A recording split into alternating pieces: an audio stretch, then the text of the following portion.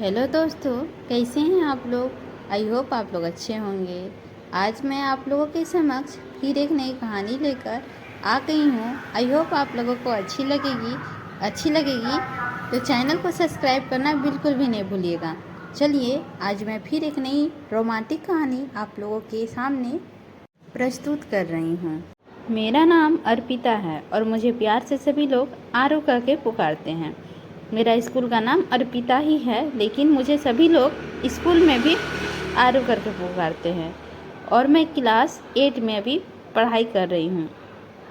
मेरी उम्र अभी ज़्यादा नहीं है, लेकिन हम लोग बहुत गरीब फैमिली से बिलोंग करते हैं। मेरी फैमिली में हम और मेरे भाई हैं और मेरी माँ है। मेरे पापा का गुजरे हुए 3 साल हो चुका है। हम लोग बच्चे थे तभी मेरे पापा का डेथ हो गया था और वो अब हमारे बीच नहीं हैं। तो हम लोग और भी काफ़ी ज़्यादा गरीबी की स्थिति में रहते हैं। हम लोग का भरण पोषण भी बहुत मुश्किल से होता है।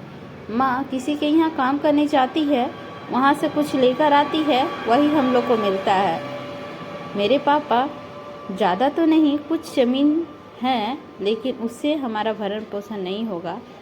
3 फैमिली है हमारे घर में, लेकिन उसी के लिए दिनचर्या कटना मानो पहाड़ के बराबर है।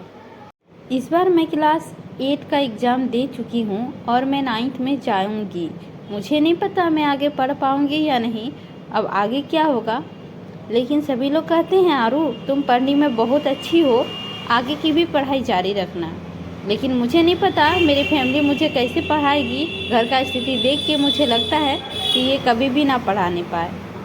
मैं ही ना पढ़ूँ उससे अच्छा है। जिसके घर में खाने के लिए लालच पड़ रहे हैं, वो उसके घर में पढ़ाई कहाँ से देखा जाएगा। इस वजह से मेरी पढ़ाई लगता है अब नहीं हो पाएगी। मेरी सभी फ्रेंड लोग हाई स्कूल में एडमिशन कराने के लिए तैयार है, लेकिन मुझे भी सब लोग बोल रहा है कि एडमिशन करवा लो, बट मैं कहाँ से करवाऊँ। मैं घर की स्थिति देख के ही समझ नहीं पा रही हूँ कि मैं पढ़ाई करूँ या फिर छोड़ दूँ। आज मेरे स्कूल के आखिरी दिन था और मेरे घर में कुछ लोग आए हुए थे। लेकिन मैं जिस तरह से रोज़ घर से आती थी स्कूल पढ़ने और जैसे मैं जाती थी उसी तरह आई थी, उसी तरह मैं घर गई थी। तो मेरी माँ ने कहा, बेटा ये कुछ कपड़े हैं, ये पहन के तुम आ जाओ। लेकिन मैं समझ नहीं पा रही थी कि ये कपड़े मुझे क्यों पहनने बोल रही है मेरी माँ। माँ बोली, घर में कुछ गेस्ट आए हुए हैं, उनके सामने ये कपड़े पहन के नहीं निकलना। हम लोग काफ़ी पुराना और फटे पुराने कपड़े घर में पहनते थे। मैंने भी आसानी से वो कपड़े वेयर कर लिया और फिर निकल गई। इसके बाद माँ ने चिल्लाई, आरू बेटा ज़रा चाय बना के भी तो ले आओ। तो फिर मैं कपड़े वेयर करके चली गई चाय बनाने के लिए। चाय बना के मैं सबको दी। वहाँ पे मुझे नहीं पता था कि मेरे साथ क्या होने वाला था। हम लोग काफ़ी ज़्यादा गरीब फैमिली से बिलोंग करते थे। मैंने देखा मेरी सासू माँ मेरी माँ को कुछ पैसे दे रही थी। हम नहीं जानते थे कितना पैसा दे रही है और क्यों दे रही है, और मैं ये भी नहीं जान पा रही थी कि ये मेरी सासू माँ है। जैसे ही मैं चाय दे के वहाँ पे बैठी तो फिर मैं बातें करते हुए सुनी कि मुझे तो पसंद आ गई है, आपको पसंद आया कि नहीं आया। मैं नहीं समझ पा रही थी। वहाँ पे 3 ही व्यक्ति बैठे हुए थे। एक लड़का का भाई था और एक लड़का था और एक लड़के की माँ थी। लड़का को देख के लगता था ये 50 साल का कोई बुढ़ा आया हो, और लड़की का भाई को देख के लगता था वो 40-45 का उम्र का होगा। लेकिन देखने में बिल्कुल भी अच्छा नहीं था। बूढ़ा मर्द था और मैं छोटी सी बच्ची थी। मेरी माँ को लड़का पसंद आ गया था। दरअसल वो लोग का बिजनेस था और वो काफ़ी ज़्यादा फला फूला था। माँ चाहती थी कि मेरी बेटी किसी भी तरह से उसके घर चल जाए, सुखी से रहे, क्योंकि हम लोग पैसे देने नहीं सकेंगे लड़के वाला को। जिस घर में खाने को लालच पड़ रहा हो, उस घर में दहेज कहाँ से दिया जाएगा। बेटी है तो दहेज तो देना ही पड़ेगा। यही बात मैंने अपनी सास के मुंह से सुना और फिर ये लोग रिश्ता तय करके जल्दी से शादी के भी डेट फिक्स कर दिए। मैं बोल रही थी, नहीं माँ मुझे शादी नहीं करना है। लेकिन मेरी सासू माँ बोली, क्यों नहीं करना है बेटा, मेरा बेटा में क्या खराबी है। तो फिर वो बोल रही है, मुझे पढ़ाई करना है, क्या आप लोग मुझे पढ़ाइएगा। उनका बेटा बोले, जी हाँ क्यों नहीं पढ़ाएंगे, आप पढ़ना चाहोगी तो ज़रूर पढ़ाएंगे, यानी कि मेरा देवर। तत्पश्चात एक नॉर्मल सा साड़ी पहनाकर, लाल कलर का साड़ी था शायद, पहनाकर मेरी शादी हो गई। पास का ही मंदिर था, वहीं पे जाकर एक चुटकी सिंदूर लेके मेरे मांग में भर दिया और एक माला पहना दिया। उसी को मंगलसूत्र कहते हैं शायद, उसी से मेरी शादी हो गई। और मैं ये भी नहीं जान रही थी कि मैं ये क्या कर रही हूँ, क्या यही सच है? मानो मैं सपना देख रही हूँ। अभी पढ़ने खेलने का उम्र में मेरी शादी हो जा रही है। इसके बाद मैं वहाँ गई, अपनी ससुराल जाने के बाद तो फिर पता चलता है कि क्या क्या होने वाला है। ससुराल गई, सारे रीति रिवाज से मेरा स्वागत हुआ। इसके बाद मैं रूम में जाकर बैठ गई। आज मेरी स्वागत है, बट मुझे नहीं पता कि मेरे साथ क्या होगा। मैं 13 साल की लड़की और 50 साल का लड़का मेरे सामने आ गया है, वो भी अकेले रूम में। मैं बोल रही हूँ मम्मी को बुलाइए, मैं मम्मी के पास जाऊँगी सोने के लिए, बट वो मेरा एक ना सुना। वो चुपचाप से मेरे पास आके बैठ गया। मेरी सास ने मुझे दूध दिए थे लाने के लिए रूम में। मैं दूध लेके आई थी, वही दूध वो पी लिया। हमको नहीं पता था वो दूध मेरे लिए भी है। वो मुझे पीने के लिए भी नहीं बोला। 2 गिलास दूध था, एक मेरे लिए एक उसके लिए, बट वो दूध नहीं बोला पीने के लिए, अपने पी लिया। और एक नहीं, दोनों गिलास पी लिया। लेकिन मैं काफ़ी ज़्यादा अनकंफर्टेबल फील कर रही थी। बहुत ज़्यादा कपड़ा पहनी हुई थी, तो मुझे लग रहा था कि चेंज कर लेना चाहिए। मैं जैसे ही चेंज करने के लिए अपनी टोली खोली, उसी तरह मेरे हाथ पकड़ के अपनी तरफ खींच लिया। लेकिन मैं बोल रही थी मुझे छोड़िए, मुझे चेंज करना है, लेकिन उसने एक नहीं बोला मुझसे, ना बात किया। मैं ये नहीं समझ पा रही थी कि वो मुझसे बात क्यों नहीं कर रहा है। और फिर वो मेरा धीरे धीरे कपड़ा उतारना शुरू कर दिया, यानी कि मेरा जितना भी ज्वेलरी था सारा चीज़ उतार दिया। और फिर मेरा ब्लाउज भी खोने लगा। और जिस तरह से एक गाय और बकरी के साथ सलूक किया जाता है, उस तरह से मेरे साथ सलूक करने लगा। मानो पूरे बदन में खरोच के निशान पड़ गई हो और पूरा पेट और कमर पूरा दर्द कर रहा है। हम मना कर रहे हैं छोड़िए छोड़िए, बट वो सुन ही नहीं रहा है। मानो कितने दिन से खूंखार जानवर मेरे पीछे पड़ गया है, जिसको कि मना करने के बाद भी नहीं समझ में आ रहा है। पूरा खूंखार जानवर जैसा मुझसे बर्ताव कर रहा था, और मैं समझ नहीं पा रही थी कि मैं किस तरह से उसको समझाऊं। मैं 13 साल की थी, अभी तक तो मैं बड़ी भी नहीं हुई थी, बच्ची ही थी समझिए। तो अभी तक मेरा पीरियड भी नहीं आया हुआ था, और मैं इन हालातों में उसके सामने जा खड़ी हुई थी। वो शायद मर्दानगी की ताकत इस तरह से मेरे ऊपर दिखा रहा था कि मैं पूरा टूट चुकी थी। मेरे ऊपर अब क्षमता नहीं था कि मैं उसे अब बर्दाश्त करूं। मैं उसे पीट रही थी, ठेल रही थी, पर वो उतर नहीं रहा था। मेरे ऊपर कुछ इस तरह से चढ़ा हुआ था कि मैं उसको मना भी कर रही थी, बट वो समझ नहीं रहा था। इस अपना मन का जितना करने का था सारा करके, और फिर वो उतर के और सो गया। वो मुझसे पूछा भी नहीं तुझे फील कैसा हो रहा है, या फिर तुझे दर्द हो रहा है, या फिर कुछ। मैं रात भर दर्द से कहरती रही और मैं धीरे धीरे सो गई। सुबह हो चुकी थी, लेकिन मेरे आँख नहीं खुली। दर्द इतना था कि मुझे एक पग भी चलने का मन नहीं कर रहा था। मन कर रहा था दिन भर सोए रहे, लेकिन पूरे शरीर में खरोच का निशान था। जब मैं उठी तो सुबह के 10 बज चुके थे, और ये कब का उठ के जा चुके थे। मुझे नहीं पता वो कब उठे हैं और कहाँ गए हैं। जब मैं आँख खुला तो मेरा बेड में कोई नहीं था। मैं यूं ही अध कपड़े में सोई हुई थी, और पूरे बदन में खरोच का निशान था, और पूरा रूम ब्लड ब्लड हो गया था। उस वजह से और भी उठने का मन नहीं कर रहा था मुझे। मैं जैसे ही सोच रही थी उठ के 2 कदम जाके वॉशरूम चल जाऊं, बट मुझसे उतना भी करने का हिम्मत नहीं हो रहा था। किसी तरह मैं पेट पकड़ के दर्पण के पास गई, तो मैं देख के अपने आप को हैरत में पड़ गई। पूरे सीने पे खरोच के निशान थे। कहीं भी ऐसा जगह ना हो जिसमें कि छोड़ दिया गया हो, और पूरे स्तन को मेरा मचोड़ मचोड़ के लाल कर दिया था। मानो सुबह किसी तरह का घाव हो गया हो, उस तरह से दर्द कर रहा था। छूने के बाद उसमें तो हिम्मत ही नहीं था। पूरे चेहरे में दांत का निशान बैठ चुका था, और लग रहा था कि कितने दिन से कोई मेरा चेहरा को खरोच के रख दिया हो। किस करके इस तरह से मेरे चेहरे को बर्बाद कर दिया था कि मैं बता नहीं सकती थी। मेरा हाथ का चूड़ा जो था सारे के सारे टूट चुके थे, और पूरे चूड़ी का कांच मेरे हाथ में धंस गए थे। मेरी अंगूठी भी कहाँ गिरी पड़ी थी मुझे वो भी नहीं पता। इसके बाद मैं धीरे धीरे गई वॉशरूम होके, पूरा बेड को झाड़ा, तैयार हुई और फिर मैं थोड़ी देर रेस्ट करके स्नान वगैरह करके मैं नीचे गई। नीचे जाने के बाद मेरी सासू माँ बोल रही है, गरीब घर की बहू लाए थे, सोचे थे कुछ करके देगी, लेकिन मुझे अंदाज़ा नहीं था कि मुझे ही उल्टे करके देने होंगे। वो कुछ नहीं बोली, इतना ही बोल के अपने रूम में चली गई। फिर मैं देखी कि नाश्ता वगैरह सारा चीज़ बन गया है और सभी लोग खा चुके हैं और मेरे लिए कुछ भी नहीं बचा है। फिर मैं क्या खाऊं? खाने के लिए देख रही हूँ तो घर में कुछ भी नहीं था। फिर मैं ऊपर गई, ऊपर जाके चुपचाप से सो गई। मेरी सासू माँ मेरे रूम में आई, महारानी फिर आके सो गई। कम से कम खाने के लिए तो पूछ लेती, खाना क्या बनेगा, तुम्हारे लिए भी खाना बना के रख दूँ क्या? ये सुनते ही मैं नीचे दौड़ी चली आई और मैं बोलती हूँ, क्या बनाना है माँ जी, हमें बता दीजिए, मैं बना दूँगी। सासू माँ नाप कर चावल और दाल और कुछ आलू दिए, बोल रही इसी से चावल दाल और आलू का भाजी बना देना, इसी में सारे का हो जाएगा। लेकिन मैं देख रही थी चावल बहुत कम था, उतना में मेरा खाना भी नहीं होता।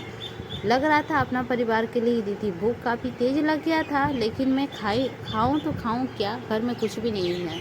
माँ जी मुझे कुछ खाने के लिए मिलेगा क्या, बहुत ज़ोर से भूख लग गया है। घर में तो भूखे मरती थी, कम से कम यहाँ तो मत खाओ, मेरी सासू माँ बोली। यहाँ भी तो उसी तरह रहो।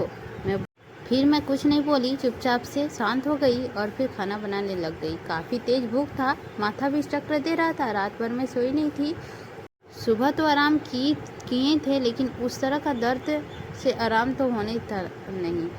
मेरी सासू माँ ने देखा, पूरे हाथ में क्रोच के निशान, पूरे हाथ में चूड़ी धंसा हुआ था। मैं तो साड़ी पहन के पूरी तरह से ढक ली थी अपना बदन, फिर भी मेरी सासू माँ ने जहाँ भी देखा तो वो बोल रही थी कि क्या चीज़ का दाग है। तो फिर मैं कुछ नहीं बोली। सासू माँ फिर बोली, मैं समझ सकती हूँ कि ये आनंद ने तुम्हारे साथ ऐसा किया है, इस तरह से नहीं करना चाहिए था। कोई नहीं, इस तरह से सभी के साथ होते हैं, न्यू मैरिड है इस वजह से किया होगा, लेकिन धीरे धीरे सब ठीक हो जाएगा। फिर उन्होंने मेरे लिए कुछ मूढ़ी मंगा के दे दिया खाने के लिए और फिर वो किचन में चली गई, जाओ तुम रेस्ट करना, आज का खाना मैं बना लेती हूँ। मैं चली गई रेस्ट करने, लेकिन जब मेरे लिए नाश्ता आया तो मैं बिल्कुल भी नहीं खाई और चुपचाप से जाके सो गई। सोने के बाद जैसे ही मेरे आँख खुला 3 बज गए थे और फिर आके देखी तो मेरे लिए थोड़ा सा चावल बचा हुआ था, वो मैं खाई और खा के फिर मैं रूम में चली गई। इस दिन भर की जर्नी में आनंद मुझे कहीं भी नज़र नहीं दिखाई दिया, लेकिन मेरे रूम में मेरे देवर आए थे। भाभी क्या हुआ, काफ़ी ज़्यादा सैड दिखाई दे रही हो? जी नहीं, कुछ नहीं, इसी तरह थोड़ा सा तबीयत ख़राब है, शायद शादी के लिए कुछ ज़्यादा भागदौड़ हो गई है, इस वजह से एक घर से दूसरी जगह शिफ्ट करना काफ़ी ज़्यादा मुश्किल हो जाता है, इसीलिए मैं थोड़ा ज़्यादा अपसेट हूँ। माँ लोग का याद आ रही है इसीलिए। कोई नहीं भाभी, धीरे धीरे सब ठीक हो जाएगा और आप यहाँ की हो गई हो तो सब ठीक हो जाएगा। आज शाम को चलिए हम कहीं से घुमा के ले आते हैं। नहीं नहीं, मैं कैसे जा सकती हूँ, मैं तो भैया का ही साथ जाऊँगी। इस तरह के बोल के मैंने अपने देवर को भेज दिया और फिर आराम करने लग गई। शाम हुआ फिर भी आनंद कहीं भी नज़र नहीं आए। फिर मैंने माँ से पूछा, माँ आनंद कहाँ है, दिखाई नहीं दे रहे हैं। किसी काम से बाहर गया है, वो आ जाएगा। लेकिन मैं नहीं जानती थी कि वो कब आएंगे। मैं चुपचाप घर में चली गई। मैं उनसे बात करना चाहती थी कि उन्होंने जो मेरे साथ रात में किया वो काफ़ी गलत था, इस तरह से नहीं करना चाहिए। उनको करना ही है तो फिर अच्छे से करना चाहिए। मेरी पीरियड भी आ गए थे और ये मेरा फर्स्ट पीरियड था, इस वजह से मुझे काफ़ी ज़्यादा वीकनेस और दर्द हो रहा था।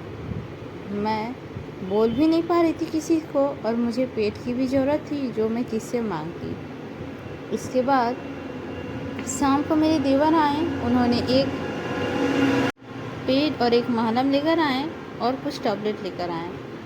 उन्होंने मेरी स्थिति देख के साथ समझ लिया था कि मेरे साथ क्या हुआ है, उनको अंदाज़ा लग चुका था। उन्होंने दिया और बोला, ये भैया भेजे हैं भाभी, आप इसे यूज़ कर सकते हैं। लेकिन मैं पूछी क्या चीज़ है, तो बोले ये दर्द का दवा है और ये सब मुझे नहीं पता क्या है। इसके बाद मैं मलहम पूरा लगाई और फिर दवा भी खा ली। रात 9 बजे ही आनंद घर आए और हम लोग सभी को खाना खिला दिए थे, लेकिन आनंद बचे थे। माँ बोली, जब आ जाएगा आनंद तब तुम खा लेना। हम आनंद का वेट करते करते काफ़ी ज़्यादा लेट हो गया था, लेकिन 9 बजे फाइनली आ गए थे और हमारे घर में सभी 8:30 बजते बजते खाना खा के अपने अपने रूम में जाके सो चुके थे। 9 बजे आनंद आने के बाद फिर मैं आनंद को बोली, खाना खा लीजिए। आनंद कुछ भी नहीं बोले, वो आके चुपचाप डाइनिंग टेबल पर बैठ गए और फिर खाना खाने लगे।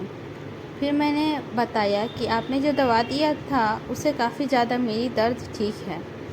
वो कुछ भी नहीं बोले, वो सीधा रूम चले गए और मैं भी चली गई पीछे से रूम जाने के बाद वो दवा सब देख रहे थे। दरअसल वो आनंद नहीं भेजाए थे, वो मेरे देवर खुद ब खुद लेकर आए थे।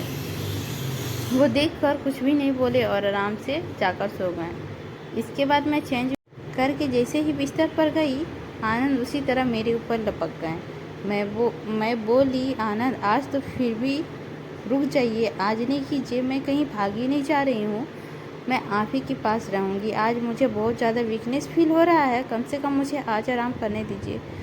बस उन्होंने एक ना सुनी, उन्होंने ये भी नहीं सोचा कि मैं पीरियड में हूँ। उन्होंने अपना पट से संभोग करना शुरू कर दिया और वो कुछ भी ना सोचा, फिर उसी तरह मेरी स्तनों को मालिश करते रहे। मैं दर्द से पहले ही थी, वो तो पूरा लाल हो चुका था, इतना मालिश हुआ था मेरा कि मैं उसको छूने भी किसी को नहीं दे रही थी। लग रहा था कहीं आग का जला हुआ गोल घेरा हो जो मुझे कोई छू रहा हो। इतना दर्द से कहरती रही, मैं चिल्लाती रही और वो एक ना सुना। ब्लड पूरा था, मेरी पीरियड का फर्स्ट डे था आज और ब्लड से पूरा लथपथ हो गए थे, लेकिन वो सुन नहीं रहे थे। वो कंटिन्यूली अपने संभोग को जारी रखे हुए थे।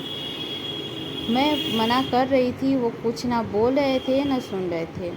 वो कल किए जा रहे थे, अपना मन का किए जा रहे थे। मैं बेबस लड़की चुपचाप देख रही थी। मैं यही सोची कि किसी भी तरह से इनको समझाने से कुछ नहीं होगा और मैं चुपचाप सो गई।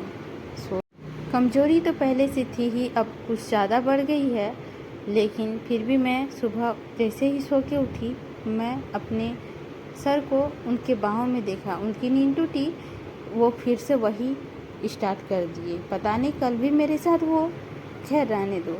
आज फिर से वो सो के उठने से पहले ही मेरे साथ और एक बार संभोग कर चुके थे। मैं दर्द से काफ़ी ज़्यादा कह रही थी। मुझे लग रहा था कुछ राहत है, अभी चल अब जाके कुछ काम कर लेती हूँ, लेकिन मैं उठ के बैठ भी नहीं पा रही थी। कमर इतना टूट रहा था कि मैं उस दर्द को आप लोगों से बयान नहीं कर पा रही हूँ। मेरी सास आई, आरू आरू उठ जा, लेकिन मैं उठने के ख्याल में थी ही नहीं। मैं तो इस तरह से बेबस लाचार लड़की थी कि मैं बेड पे पड़ी पड़ी रह गई। मानो लड़के का काम ही है संभोग करना, उसी से उसका मन को संतुष्टि मिलता है और कोई भी चीज़ से उसको संतुष्टि नहीं मिलता है। लड़की है, उससे उसकी भी रिस्पेक्ट है, बस कुछ नहीं, उसको सिर्फ संभोग चाहिए और उसका मन का करना चाहिए।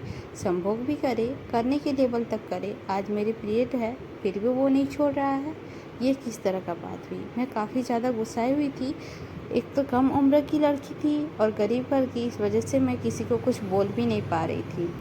धीरे धीरे मैं ये देख रही थी कि मेरा पति आनंद किसी से बात नहीं करता है, ना वो किसी का सुनता भी है, उसका मन में जो आता है वही करता है। लेकिन मैं समझ नहीं पा रही थी कि ये ऐसा क्यों कर रहा है, वो किसी का क्यों नहीं सुन रहा है, नहीं सुनने का वजह क्या है। मेरा भी बात नहीं सुनता है, ना मेरी सास का सुनता है। मेरी सास कुछ बोलती भी नहीं थी उससे, ना वो किसी से बात भी करता है। मैं ये बात अपने देवर के पास लेके गई और पूछी, आपके भैया किसी से बात क्यों नहीं करते हैं। बस भाभी यूं ही, शायद उनका मन नहीं करता होगा, बोल के वो चुप हो गया।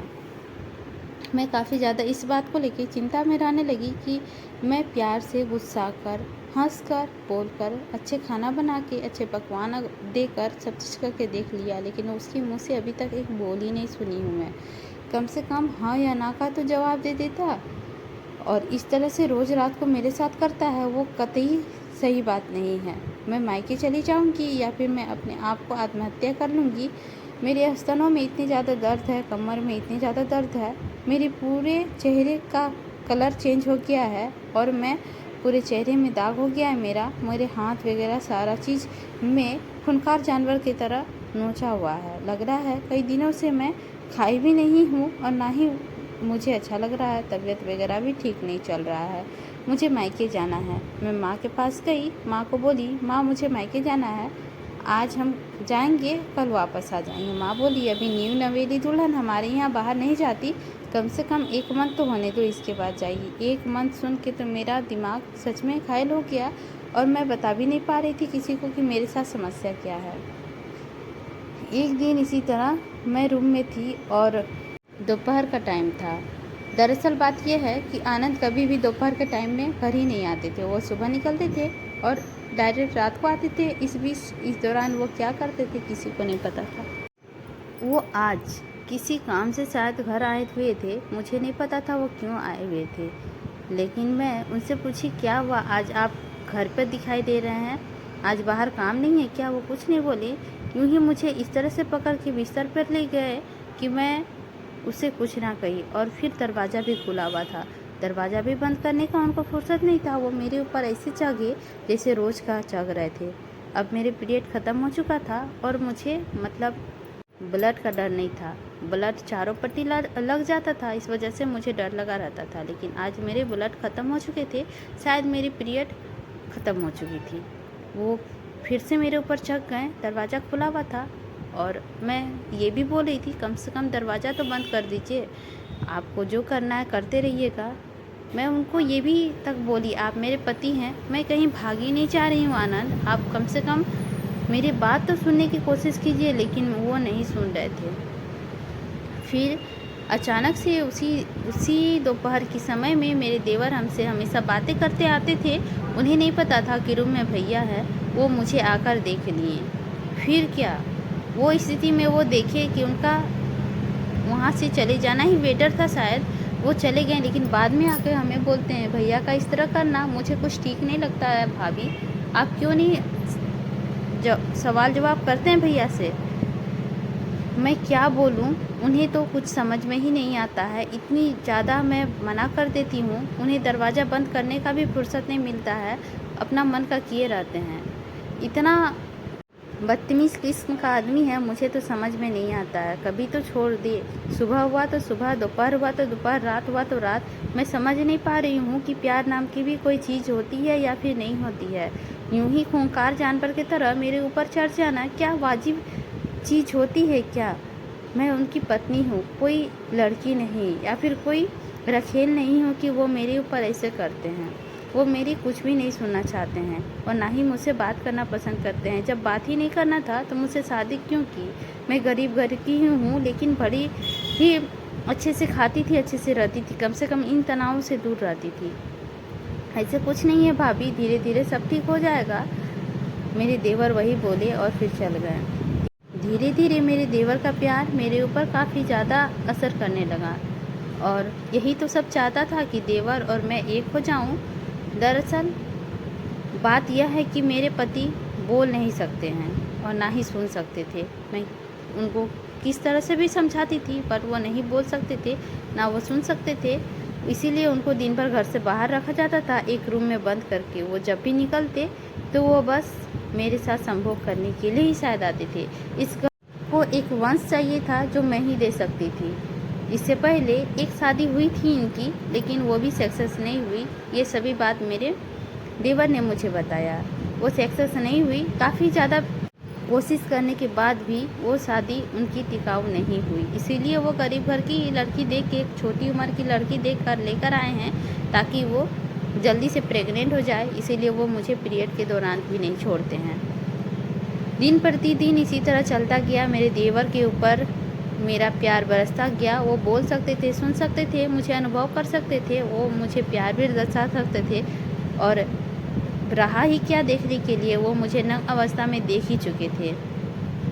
धीरे धीरे जो सुहागरात पति के साथ मनाना था मुझे, वो अब मैं अपने देवर के साथ मनाने लगी। वो प्यार से मेरे साथ पेश भी आते थे, मेरी बातें को भी समझते थे और मुझे नए नए फीलिंग्स को भी बढ़ावा देते थे। जो फीलिंग्स मेरे पति नहीं दे पाए वो मेरा देवर देते थे। प्यार प्यार में ही उन्होंने मुझे सारी बातें बता चुके थे कि मेरे भैया का पहले शादी हुआ था, वो शादी नहीं कुछ दिन चला, फिर वो नहीं रहा क्योंकि मेरी माँ को वंश चाहिए था जो उस नहीं दे सकती थी। इसी दौरान फिर मैं बीच में बोली, आपकी शादी क्यों नहीं करा देती? तो फिर मेरी देवर ने मुझसे कहा कि माँ चाहती है कि पहले भैया का कोई वंश हो जाए, फिर मेरा शादी होगा। मेरे देवर का किया गया प्यार का एहसास कुछ अलग ही था और मेरे पति का किया गया प्यार का एहसास कुछ अलग ही था। मेरे देवर हर रोज़ आते और मुझसे प्यार करते। मेरा पति शायद बहुत थका हुआ आता हुआ था और वो मुझसे उतना प्यार नहीं कर पाता था, ओनली अपना संतुष्टि के लिए करके सो जाता था। फिर बाद में मेरे देवर आता था, वही कमरे में मेरे पति सोए रहते थे और वहीं हम दोनों इतना रोमांटिक तरीके से प्यार करते थे कि वो प्यार करने लायक था। धीरे धीरे मैं प्रेग्नेंट हो गई और मुझे नहीं पता ये बच्चा किसका है, बड़े का है या छोटे का है। लेकिन मेरी सास बहुत ज़्यादा खुश हुई कि मेरे घर में वारिस आने वाला है और मैं दादी बनने वाली हूँ। लेकिन मेरे देवर जानते थे कि ये वारिस मेरा है, मेरा पति को भी ये पता था कि ये वारिस मेरा है, लेकिन मुझे नहीं पता ये दोनों में से ये वारिस किसका है। खैर किसी का भी हो, है तो ये घर का ही। धीरे धीरे से मैंने एक वारिस को जन्म दिया। इसके बाद में तो मुझे पता चल ही चुका था कि मेरे पति गूंगा है और मेरे देवर से ही मैं संतुष्ट हो पाती थी। इसी दौरान मैंने अपने देवर को कहा कि आप मुझसे शादी कर लीजिए, क्योंकि आपके भैया के साथ मैं नहीं रहूँगी, या फिर मैं मर जाऊँगी या फिर मैं छोड़ के चली जाऊँगी, क्योंकि वो ना ही सुन सकते हैं ना ही वो रह सकते हैं मेरे बिना। वो अपने जितना भी मर्दानापन है मेरे ऊपर निकाल देते हैं और ना ही मुझे संतुष्ट कर पाते हैं और ना ही कुछ। मैं उनसे संतुष्ट नहीं हूँ, उससे अच्छा तो मेरा मर जाना ही ठीक है। मेरे देवर को इन सब बातें को सुनने में थोड़ा तो ख़राब लगा, लेकिन फिर वो बोलते हैं मैं माँ से बात करूँगा, शायद यही ठीक रहेगा। माँ से जाकर मेरे देवर बात किए कि भाभी ऐसे ऐसे बोल रही है। भाभी ही जाकर सारी बातें माँ को बताई। भाभी भी वहाँ थी और मैं भी वहाँ था। दोनों के सामने ये सब बातें भी माँ बोली, तुम एक के साथ नहीं रहना चाहती हो और दूसरा के साथ यदि रहना चाहती हो तो लगा दो सिंदूर, पहना दो मंगलसूत्र। ये क्या बात हुई माँ? इस तरह से शादी नहीं होता है। क्या हुआ, तुम बड़े बेटा छोटे बेटा दोनों के साथ रहो, एक रात इसके साथ एक रात उसके साथ बिताना। मैं आनंद को जाके समझा दूँगी। फिर क्या था, उन्होंने एक मंगलसूत्र ला के मुझे थमा दिया और मेरे देवर को बोला पहनाने के लिए, और एक चुटकी सिंदूर जो मेरे देवर मेरा मांग में डाल दिया। अब क्या था, अब एक रात में देवर के साथ सोती थी, एक रात में पति के साथ। दोनों को संतुष्ट करना था। पति को भी प्यार करना अभी तक आया नहीं था, लेकिन मेरे देवर के साथ मैं रात भर प्यार करती थी और रात भर मज़े से सोती थी। और उसको तो मैं कभी कभी चकम्बा ही कर देती थी। दूध में नींद की गोली मिला के कभी कभी रख देती थी, वो आता था दूध पी के सो जाता था। लेकिन मेरी संतुष्टि मेरे देवर ही पूरा करते थे। पीरियड के दौरान हमेशा मैं नींद की गोली मिला के उसको दूध में डाल देती थी, वो बिछावन में जाते ही सो जाता था। मेरे मायके से मेरा कोई भी रिश्ता नहीं था, क्योंकि मेरे मायके वाले आने जाने का पैसा नहीं था, तो वो मुझसे मिलने कहाँ से आते। मैं भी मायके अभी तक नहीं गई हूँ, पता नहीं कब जाऊँगी, लेकिन जब भी जाऊँगी तो मैं देवर के ही साथ जाऊँगी, क्योंकि पति के साथ जाने का लायक नहीं था। वो 50 साल का बूढ़ा मेरे साथ क्या घूमेगा। इस तरह करके मैं देवर के साथ रहने लगी और देवर के भी साथ काफ़ी ज़्यादा रोमांटिक था। और फिर वो मेरा मूड ठीक कर देता था, उनके बातें करने का, उनके रहने का, और वो मेरे साथ सोने का एक अलग ही तजुर्बा उन्हें मालूम था, जो मुझे संतुष्ट प्राप्त करता था। तो आई होप दोस्तों आप लोगों को ये कहानी कैसी लगी, अच्छी लगी होगी तो लाइक कर दीजिएगा। चैनल पर नए होंगे तो सब्सक्राइब करना बिल्कुल भी नहीं भूलिएगा। मिलते हैं एक नई स्टोरी लेके, एक नई हिंदी रोमांटिक कहानी लेके। तब तक के लिए हम आप लोगों से विदा लेते हैं। आई होप आप लोगों को ये कहानी अच्छी लगी होगी। फिर से बोलते हैं लाइक करना बिल्कुल भी नहीं भूलिएगा। तो थैंक्स फॉर वॉचिंग। और यदि आप लोगों को लगे कि कुछ भी गलत सही हुआ हो तो कमेंट ज़रूर कीजिएगा और हमें मोटिवेट कीजिएगा कि न्यू स्टोरी मैं जल्दी लेकर आऊँ आप लोगों के समक्ष। आप लोगों को अच्छी लगी होगी तो